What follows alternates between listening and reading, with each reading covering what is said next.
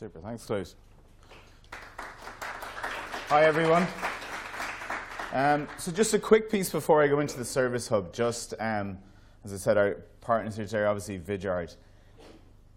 Sometimes we, in our professional lives, actually come across something that works really, really well for us, or has a massive impact on business. And I think it's only fair, as I said, as HubSpot being here, to let you guys know, like, genuinely, within my team, nothing has changed our prospecting more than what Vidyard has done. So me being an elderly millennial, I'm kind of poor at change. I hate doing it, and someone brings something to me. But my team started talking a huge amount about this video thing they were doing for prospecting and whatnot, and we were still in the, a lot of the old playbook of cold calls and all these different things going on. 4x conversion increase would be an underestimation of what that's actually impacted for my team. So my team would sell everything across the Nordics, Benelux, Central and Eastern Europe, and into Iberia, so all Portugal and Spain. And it doesn't seem to matter what the region is. And I just think it's important to acknowledge that when we see kind of an opportunity to, I suppose, help promote other businesses and like to give you a real feedback on how that's actually changed the business. Like if it's one of the major things you do from today, get involved and look into HubSpot Video or work with Vidyard directly, guys, because it will make a massive difference to your business, genuinely, because the opportunities that we've created as a result of it have been phenomenal. So make sure you take some action on that today, okay? So, cool. So, I'll give you the good news. I'm going to be nice and quick for you today. So what I just wanted to do is give you a very simple run through of, first of all, Service Hub, why it exists in the first place, and the elements of it. What I would recommend then, if some of this resonates with you today, that you set up a specific demo of the tool for yourselves, okay? So I know Michael did a little bit of this earlier, but so we have, how many people here have HubSpot right now? Yeah, so loads, that's great. How many people have Service Hub? Very few, so yeah. So how many people have heard of it? Okay, so we're very mixed. Okay, so for a lot of you guys, this will be the first time you've heard about it. For some of you, obviously, it will be something that you're probably interested in finding a little bit more out about. Okay, so this is a product that I'm genuinely very passionate about. So my actual background is, I come from a fully marketing background, and I initially got involved with HubSpot through Signals by HubSpot, if any of you are old enough to remember that, and eventually bought the HubSpot platform, the company I worked in, and then went working forward. So I'm a genuine advocate of the company I work for and the impact that that product has had, not only on the companies that I'd worked for, but on my own career, which has been fantastic. And to be honest with you, I haven't been more excited about a product as much as I have when we brought out Service Hub. And the great thing, obviously, is that we built it in Dublin, which is super, which is, as being Irish, we're always super proud of everything that we build, Titanic included.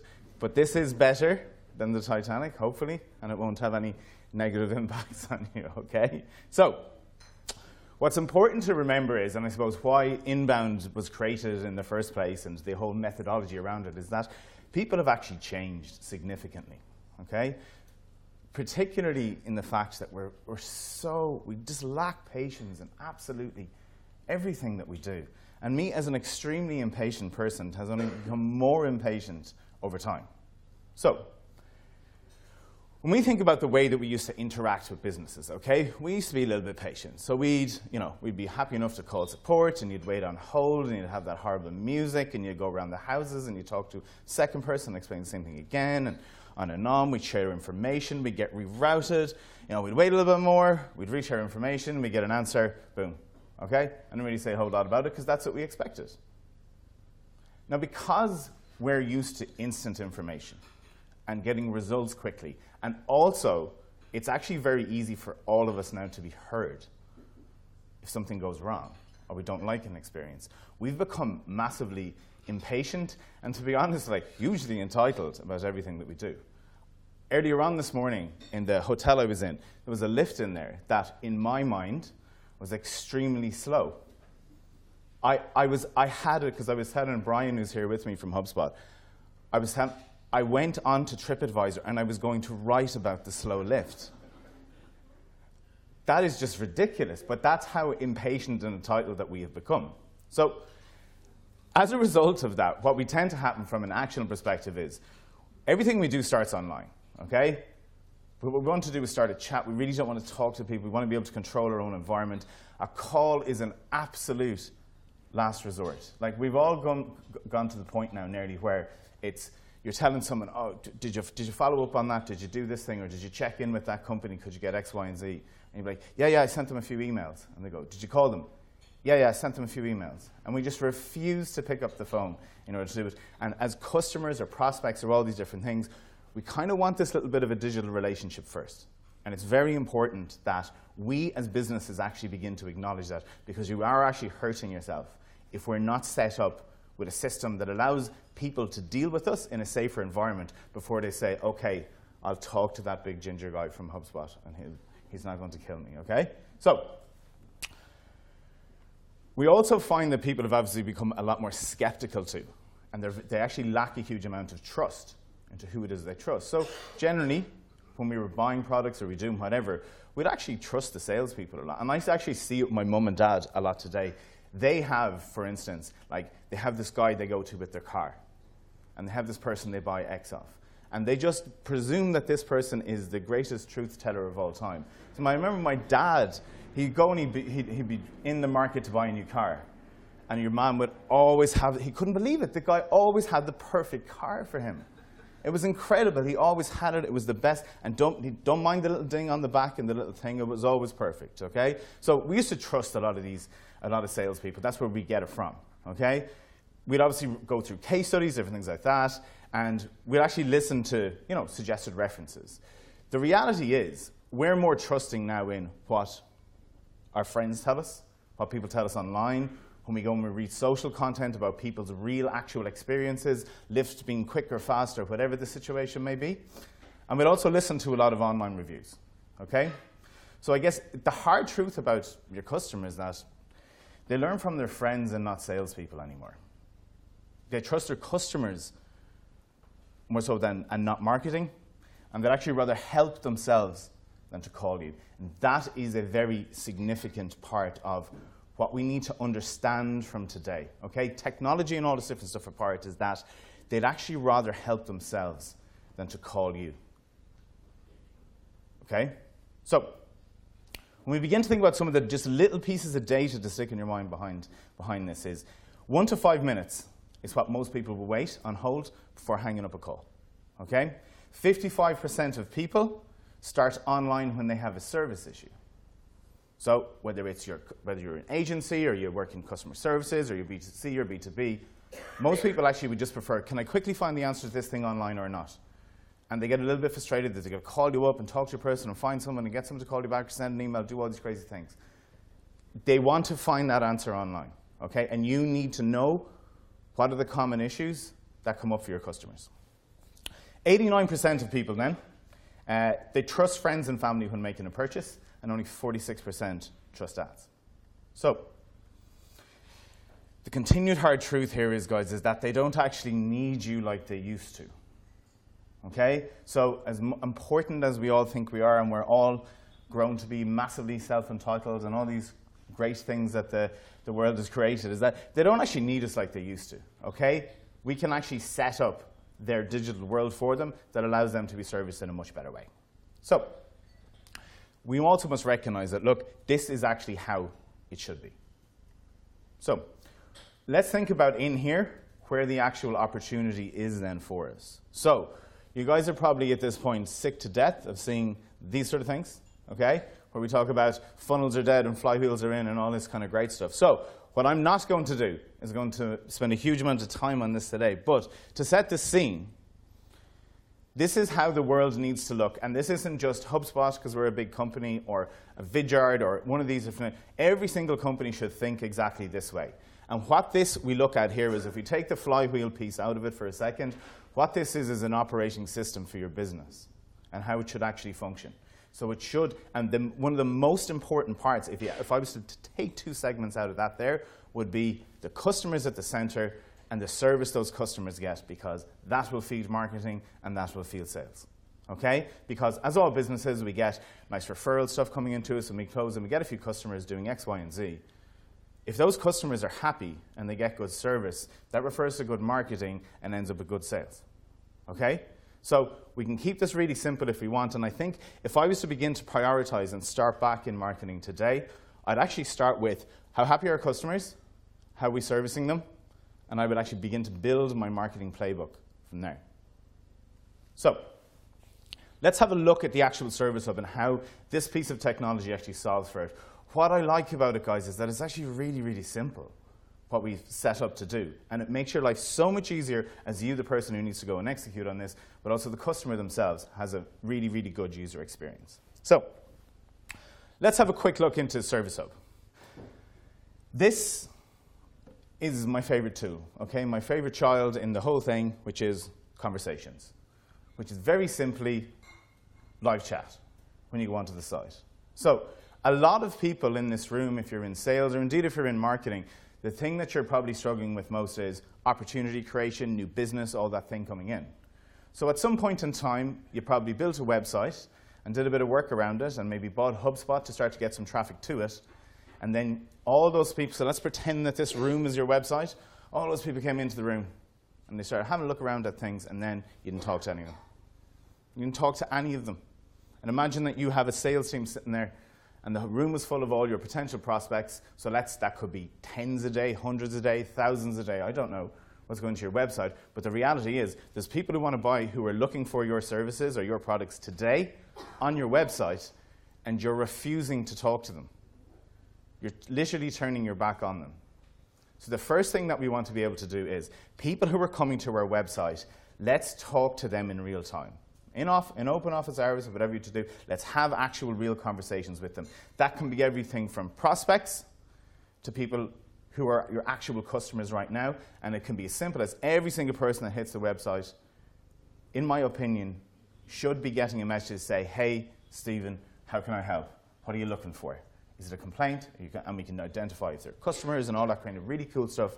That, what I would recommend, if you want to see this in play, is that get a demo set up of this, and you'll see some really cool stuff in there. But what I'm kind of here today is to get us to understand the principle of what happens here, okay? From a prospect perspective, we want to speak to the people that are walking around in your shop looking at your stuff. Just ask them what they want. You will create more opportunities by doing that. Really simple stuff, guys. And as importantly then, if we have our current customers coming to our website and to our digital content, and they're walking around and they're looking in there for an answer, check in with them. Stephen, what are you looking for? Is everything okay? It's such a better experience for somebody. So for a lot of the sales team that report into me in HubSpot, what I always tell them is that the best way to be good at sales is that you should be the best conversation that anyone has that day. That's all you have to do. Be the best conversation that somebody has that day. And we can do the exact same thing here by be the best experience that somebody has with your website today. And that will change the way people think about your business, your customers talk about it, how they recommend it. And when we think about that flywheel again, I came here, I wanted to buy something, or I'm already a customer and I had this issue, and this is how the guys dealt with me. I actually love dealing with them. I don't have to talk to anyone. It's great. That's how this works. That's how this whole piece comes together. So when we think about actionable things to do for your business today, the number one thing I would recommend is get out and think about setting up a demo specific to your business around these sort of pieces. Okay? So the second thing then is tickets. There's nothing worse in customer experience, as we've all had, than a poorly managed complaint by you or an issue that you have or whatever it is. Okay?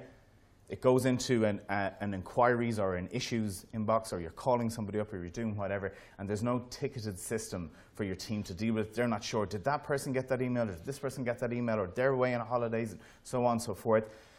Get a very simple piece of technology in there that allows you to manage a ticketing system if somebody has an inquiry, or if somebody has an issue related to your product, or there's an ongoing case, or something needs to be escalated. Use technology to do that. Don't be like, it is stupid of us in this day and age not to be leveraging technology to do this. And like I always say about things that I'm genuinely passionate about, whether you do this with HubSpot or do it with someone else, definitely do this. Definitely put this in place and make sure that every single complaint or issue or inquiry that comes from any of your customers or prospects is dealt with correctly, and you're able to check that over time to ensure that what you're doing is creating a good customer service experience, which is going to feed your marketing in turn. The next thing then is knowledge base. So we looked earlier at the stat to say the majority of people start online. Okay, that's what they want to do. They have an issue with something, and they want to find out, how do I fix this? What do I do if this happens? So what knowledge base does is, it's just like you would create blog content or anything today. Knowledge base allows you to create articles of particularly your most frequently asked questions. You write them and you rank them, and when someone searches for that issue, they hit this page and they've got their answer. Best customer experience. That's what that actually generates, best customer experience. The great thing that I have found with knowledge bases, this evolves over time.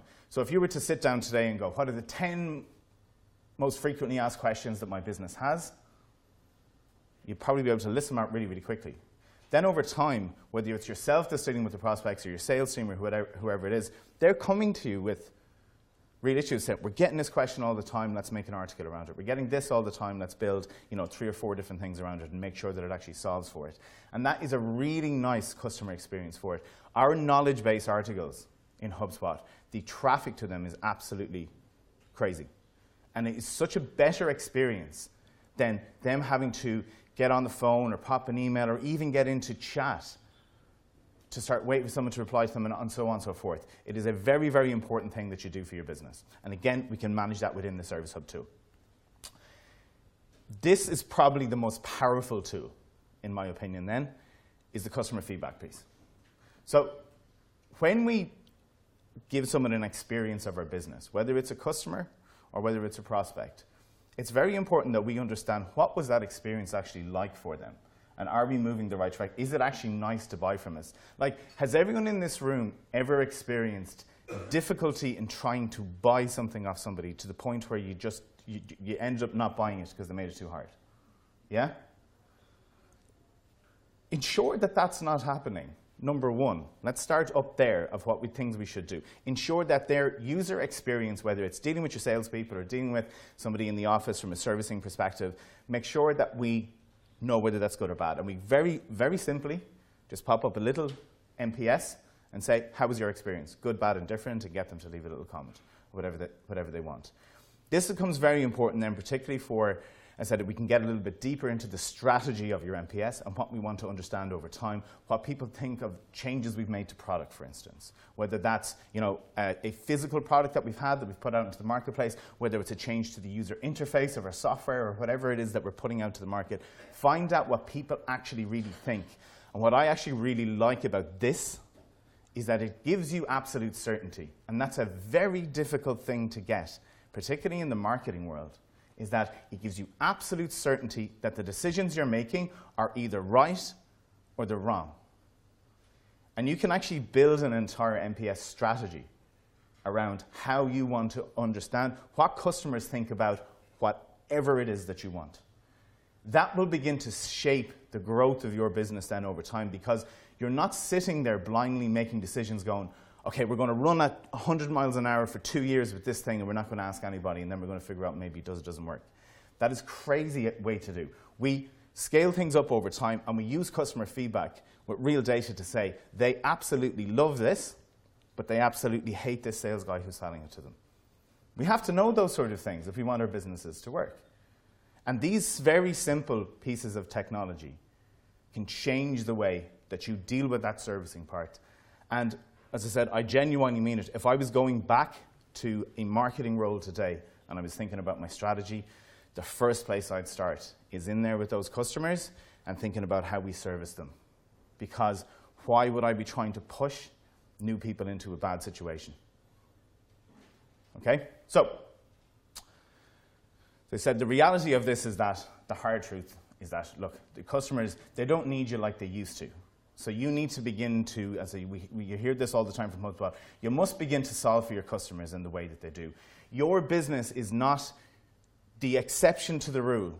And that's what, a lot of the time when we have these conversations with people, they think they are such a unique snowflake that we are the exception to the rule.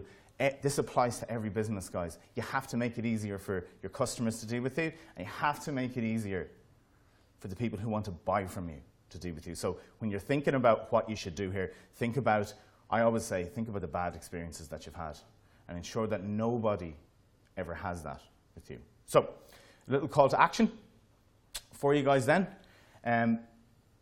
Set up a demo of this and have a look and see what you think.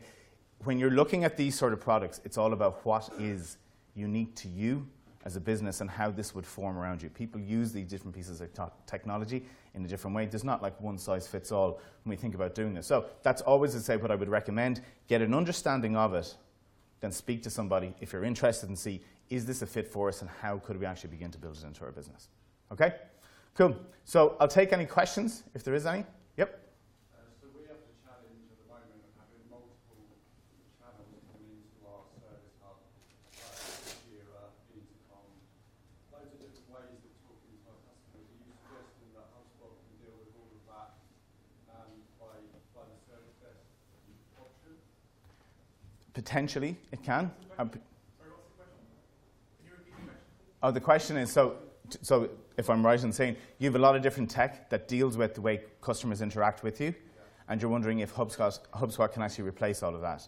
It would be an ill miss of me to tell you 100%. I don't know your unique situation, okay? So what I would say to do in relation to that is, it's actually very likely, if I'm honest, based on the different things that I've seen to date, but it could just as easily not solve for the particular things that you need, okay? So what I would say is, have a chat to somebody in HubSpot. They'll look at the stack, what you have, what you're trying to achieve. And they will, what I have found through working in HubSpot is they're very honest with either this will work or it won't. So that's what I would recommend in order to do that. It'd be remiss of me to say, you know, for definite we could do that. But it's likely a lot of that potentially could be replaced. Okay? Cool. Are we all good with questions, what do you think? Cool. So if we have a little bit of time, Claude, do you want to ask some of the guys back up? Thanks very much, guys.